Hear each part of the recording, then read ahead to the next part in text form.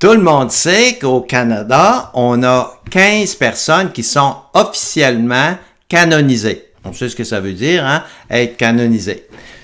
Mais une chose qui circule pas assez dans mon esprit, c'est que le Canada, c'est de loin, là, pas à peu près, de loin, le pays en Amérique où il y a le plus de personnes canonisées, si on pense per capita. Parce que les pays catholiques là, dans le monde, là, le pays où il y a le plus de catholiques, c'est d'abord le Brésil, c'est incomparable avec nous autres. Là. Après ça, les Philippines, après ça, le Mexique, après on a les États-Unis, et après on a le Congo. Mais en Amérique, c'est un pays qui est très, très catholique, là, en général, l'Amérique. Mais il n'y a aucun pays qui peut se comparer avec le Canada en nombre de personnes canonisées. Le Canada, c'est une terre bénite. Hein? On le sait, c'est une terre où il y a eu la paix toujours. J'espère que ça va continuer, mais on le sait. Donc, on a plusieurs saints. Mais dans les 15 qui sont canadiens, il y en a seulement 4 qui sont nés au Canada. Parce qu'un saint, là, on l'identifie à son pays d'après l'œuvre qu'il a fait. Alors, si il est né en France, par exemple, il a accompli son œuvre au Canada, on dit que c'est un saint canadien. C'est pour ça que des fois, il y a des petits conflits, là, bon, c'est des petits conflits amicaux, là. Par exemple, on va dire Catherine de Kakwita, elle est née aux États-Unis, et elle a fait son œuvre principale, en tout cas, au moins la moitié, au Canada. Donc, les Américains disent, non, c'est à nous autres, c'est une sainte américaine. Les Canadiens, non, c'est une sainte canadienne. Pas grave, là. Mais nous, les 15, là, sauf sauf Catherine de Kakwita, ce sont des saints canadiens. Aujourd'hui, je vous parle de Marguerite Diouville. C'est la première qui est née ici. Elle est née à Varennes. Ça, c'est tout près de Montréal. Dans ce temps-là, il fallait prendre les chevaux. C'était pas aussi rapide. Hein, ça se passait toujours dans le temps de la conquête. Hein? On sait, conquête, à peu près 1759. Bon, mais ça s'est produit à ce moment-là. Elle est née un petit peu avant. Mais justement, travailler dans le temps de la guerre, là, entre les Anglais et les Français, c'était elle souvent qui soignait les soldats. Alors, elle vient au monde-là, dès son jeune âge, on constate que c'est une personne avec un cœur extraordinaire et elle est d'une famille un peu spéciale. Vous connaissez la Vérandrie, hein? La Vérandrie, c'est lui qui a découvert les montagnes rocheuses, là, hein? Alors, c'est un explorateur parmi les plus célèbres au Canada. C'était le frère de sa mère. Et son grand-père, c'était Pierre Boucher. Quand on parle de Boucher, on parle de Boucherville. Ça, c'était son grand-père. Alors, pour vous dire, hein, la famille, c'était pas du monde riche, mais c'était du monde très bien vu. Sauf que elle a perdu ses parents et elle s'est mariée. Elle s'est mariée avec un monsieur Diouville, parce que Diouville, c'était pas son nom à elle, c'est le nom de son mari. Et lui, c'était pas un ange. Vous vous souvenez que Monseigneur de Laval, là, il a mené tout un combat, c'était le plus gros combat qu'il a mené, c'était contre le commerce de la boisson, hein, parce qu'il disait que la boisson, c'était pas possible d'évangéliser les Autochtones si on passait notre temps à leur distribuer de la boisson. Eux autres, ils connaissaient pas ça, c'était la première fois qu'ils voyaient de l'alcool, les Autochtones, puis la première fois, hein, on est tous pareils. La première fois qu'on prend de l'alcool dans notre vie, là, c'est pas tellement imitable, hein. Bon, ben c'est ce qui se produisait avec les Autochtones, et puis Monseigneur de Laval était vraiment contre ça. Sauf que le mari de Marguerite Diouville, lui, c'était un vrai commerçant d'alcool. Alors, il était connu, c'était très connu dans ce temps-là. C'était pas une famille, la famille de Marguerite Diouville, qui était très, très bien vue dans l'environnement. Elle a eu avec lui 6 enfants. Alors, c'est très fréquent hein, qu'un saint ou qui devient religieux par la suite ait été marié auparavant. Alors, elle a été mariée, elle a eu 6 enfants. Il y en a 4 qui sont morts. Les 2 qui ont survécu, sont devenus 2 prêtres. Alors, après la mort de son mari, elle demeurait chez sa belle-mère, puis apparemment son mari avait hérité de ce caractère-là de sa belle-mère. Apparemment, c'était pas facile à vivre. Mais quand même, considérant qu'elle a été déclarée sainte, on peut supposer qu'elle avait des dispositions pour essayer de rendre le climat plus agréable. Donc, après les dettes de son mari, elle est obligée de payer ses dettes. Alors là, elle est obligée, puis c'était une femme d'affaires, vous allez le voir, là, extraordinaire. Donc, elle est obligée de payer ses dettes. Elle a fait faire de la broderie, des choses comme ça. En tout cas, elle faisait tout ce qu'elle pouvait, tout ce qui lui tombait sur la main pour essayer de récolter un peu d'argent. Faut pas oublier une autre affaire aussi. C'est que dans ce temps-là, quand tu avais des dettes, aujourd'hui, tu peux déclarer faillite. Mais dans ce temps-là, tu déclarais pas faillite, hein, c'était la prison. Alors, probablement pas pour le conjoint, là. Probablement que lui, il aurait fait de la prison, mais pas elle comme héritière. Mais en tout cas, elle avait assez d'honneur, elle a dit je vais payer toutes les dettes de mon mari. Donc, elle a été mariée à 21 ans et elle est devenue veuve à 29 ans. Donc, le commerce qui lui a permis de payer les dettes de son mari, c'est un commerce de tissus.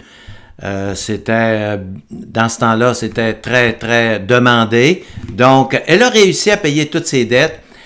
Et pendant cette période-là, pendant qu'elle payait les dettes, elle effectuait aussi beaucoup de travaux de charité. Elle n'arrêtait pas, parce qu'il n'y avait pas de lieu pour recueillir les personnes handicapées, les prostituées, les personnes âgées, les orphelins. Il n'y avait pas d'endroit. Puis il en a rencontré partout. La ville de Montréal, à ce moment-là, pour vous donner une idée, il y avait 4000 personnes. C'est pas gros, là. Il y en avait plus à Québec. À Québec, il y en avait 5000. Mais 4000 personnes. Sauf que sur les 4000, dans ce temps-là, il n'y avait pas de soins. Donc, tu pouvais tomber malade. Il y avait, si les parents décédaient, ils laissaient des jeunes enfants, c'était des orphelins dans le chemin. Alors, elle voyait tout ça, puis elle trouvait ça insupportable. Elle a donc fini par fonder une communauté, les Sœurs de la Charité. Et puis, on les appelle aujourd'hui souvent les Sœurs Grises. Puis on a raison de les appeler comme ça parce que dans leur constitution, c'est comme ça que c'est écrit. C'est marqué les Sœurs de la Charité, souvent appelées les Sœurs Grises. Parce que on les appelait les Sœurs Grises parce que le monde, il y avait des langues sales dans ce temps-là, là. Ça a pas commencé hier, là. Alors ils disaient ça ces sœurs-là, c'est Marguerite Diouville qui a fondé ça, puis eux autres sont tout le temps ivres, puis être ivre, c'est dans ce temps-là, en tout cas là, c'était être gris. Quand t'étais gris là, ça voulait dire que t'étais ivre. Alors ils s'appelaient les Sœurs Grises, autrement dit les sœurs qui sont ivres. Alors, ça a fait son chemin, puis elle continuait, elle s'occupait pas de ça. Elle continuait de s'occuper du monde. Et il y avait un hôpital qui était en vente à Montréal, était abandonné. C'était l'hôpital des frères Charon. Écoute, c'est gros parce qu'elle l'a rénové, puis elle a dit qu'il y avait 1200 carreaux de fenêtres. Alors, c'était gros, hein, pour une petite ville de 4000, là, imaginez-vous. Mais une autre chose qu'il faut que vous sachiez, c'est que un hôpital, là, puis un hôtel-Dieu, on entend ça souvent, c'est resté dans l'histoire, ça. Souvent, un hôpital, on appelle ça un hôtel-Dieu, mais dans le fond, aujourd'hui, c'est tous des hôpitaux. Mais dans ce temps-là, non. Un hôpital, c'est un endroit où les gens allaient vivre en permanence. Il y avait des handicapés, il y avait des malades aussi, il y avait des personnes âgées, il y avait des orphelins, il y avait toutes sortes de monde comme ça qui n'avaient pas de logis, allaient demeurer à l'hôpital. S'il était vraiment malade, il s'en allait à l'Hôtel-Dieu. Alors, c'était 2 endroits différents. Maintenant, elle entend dire que cet hôpital-là, des frères Charon, est négligé, est abandonné, a réussi à l'avoir, et puis là, commence les travaux, mais elle n'a pas une scène, là. Elle vient de finir de payer les dettes de son mari. Comment tu fais? C'était toute une femme d'affaires, vous allez voir. Alors, elle commence à accueillir du monde. Quand ces personnes-là sont en mesure de travailler, de rendre des services, de faire du ménage ou de faire des petits travaux, elle leur fait faire des travaux, elle les occupe pour effectivement, là, elle peut pas se payer du personnel, là. Alors, il faut que tout ce monde-là arrive à faire un jardin s'ils sont capables ou des choses comme ça. À faire du bois, alors tout ce qui est nécessaire pour l'entretien d'un hôpital. Et puis là, ça grandit cette affaire-là, et puis ça devient un hôpital qui est très connu, l'hôpital principal à Montréal, et tout le monde se réfugie là à tout moment, surtout que ça va être la conquête qui commence là. Alors ça s'est pas fait du jour au lendemain, la conquête là. Il y a eu il y a eu plusieurs batailles. Maintenant, une chose qu'il faut savoir, c'est qu'il arrive à Québec un intendant qui s'appelle Bigot. Lui, là, il a été rappelé par la France, puis c'était pas tellement honorable, là, les raisons pour lesquelles il a été rappelé. Mais une des choses qu'il a faites avec Marguerite Diouville, c'est que il y avait un petit peu plus de population à Québec, puis lui, il était à Québec, puis il voulait pas entendre parler d'un hôpital à Montréal. Il a entendu dire ça, il est allé à Montréal, il est allé rencontrer Marguerite Diouville, puis il dit non, il dit, ça fera pas, là. Il dit, les hôpitaux, ça va être à Québec. Tu fermes ça, tu me donnes tes meubles, on part avec tout ce qu'il faut. Si tu as des malades, écoute, on pouvait pas envoyer malades à Québec, là, hein, il y avait pas de chemin, il y avait rien. S'il y avait un chemin, c'était plutôt un sentier, là. Alors, c'était pas possible, mais il reste que lui, il a décidé ça. Donc, ça s'est vraiment fermé. Elle a dû faire appel à la France. C'est la France qui est venue régler ça. Alors, le roi est au courant de ça, tout le monde, parce que on s'intéressait beaucoup au Canada dans ce temps-là. C'était un pays nouveau. Et puis encore, c'était pas encore le Canada, là, mais je l'appelle comme ça pour qu'on se comprenne. Alors, pour eux autres, ça appartenait à la France, surtout que les Anglais voulaient en prendre possession. Alors là, on s'est dit non, ça n'a pas de bon sens ce qui se passe là. Et on a décidé de redonner l'hôpital à Marguerite Diouville. Mais là, elle s'était endettée solide, là. Elle était vraiment endettée. Il fallait qu'elle paye ses dettes à tout prix. Alors, elle a entrepris toutes sortes de travaux. Elle a entrepris comme c'est devenu, là, avec le temps, mais pas tout de suite, là, mais avec le temps, c'est devenu comme quasiment une petite ville. Il y avait une ferme, il y avait tout ce qu'il faut pour qu'on puisse subvenir à nos besoins. Parce que autrement, on n'y pouvait pas. Il y avait des animaux, il y avait des gens qui travaillaient là. Alors, puis il fallait que financièrement, ça marche. Ça a dû marcher parce que, écoute, quand ils ont cédé ça, quelques centaines d'années après, au gouvernement, ben, il n'y avait pas de dette. Puis dans ce temps-là, on n'a jamais entendu dire qu'ils ne payaient pas leurs dettes. Alors, comment elle s'y prenait? Il fallait vraiment être ingénieux.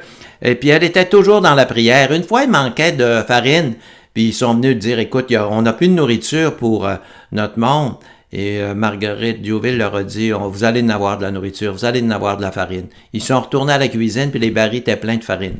Hein, les miracles, là, Dieu les accompagnait dans ce temps-là. C'était un temps de miracles, parce qu'il y avait confiance en Dieu. Hein, c'est sûr que si tu n'as pas confiance, puis tu dis je crois pas à ça, ben c'est pas chanceux tellement, là. Mais eux autres croyaient à ça, et oui, Dieu va nous aider. Et puis effectivement, Marguerite Diouville, c'est ça qui est arrivé. En 1759, vous le savez, la province de Québec ou le Canada est passé dans les mains des Anglais. Mais il y a eu beaucoup de morts. Il y a eu, à Montréal, ça s'est battu, hein. Et puis, il y avait plein d'orphelins, hein, plus de 300 orphelins. C'est elle qui les a accueillis. Et quand les Anglais sont arrivés, ils voulaient aussi attaquer l'hôpital, mais ils se sont fait dire non, touche pas à Marguerite Diouville, parce que non seulement elle s'occupe des pauvres, mais elle s'occupe aussi des soldats anglais blessés, parce qu'elle faisait pas de distinction, elle. Un soldat anglais ou un soldat français, s'il était blessé, elle s'en occupait. Et il y a eu à Montréal, dans ce temps-là, c'était une épreuve après l'autre, puis il n'y avait pas de moyen de s'en sortir beaucoup. Il y a eu une épidémie. Bon, nous autres, on a eu la COVID. En tout cas, on est resté chez nous, puis ils nous ont donné des directives. Il y en a qui trouvent que c'est bon, il y en a qui trouvent que c'est pas bon, mais il reste une chose, c'est qu'on s'en est sorti quand même pas si pire. Mais dans ce temps-là, il y a eu une épidémie extraordinaire. Puis les morts, là, il y en avait à toutes les portes de maison, là, il y avait des morts partout. En plus de ça, il y a eu un feu. Il y a eu un feu qui a détruit une grande partie de la ville. Alors là, après ce feu-là, il fallait reconstruire, puis c'était plein de gens dans la misère. Alors c'était toujours Marguerite Diouville qui s'occupait de tout le monde.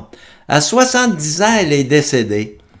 Et lors de son décès, on nous dit qu'il y avait une croix dans le ciel. Tout le monde nous dit ça, là. C'est pas une histoire inventée, là.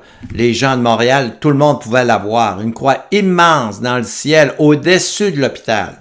Et une croix illuminée pendant la nuit. Alors, c'était vraiment une grande sainte. On est fiers au Québec d'avoir des saints de cette qualité-là. On en a plusieurs. C'est une terre bénie, hein? le Québec.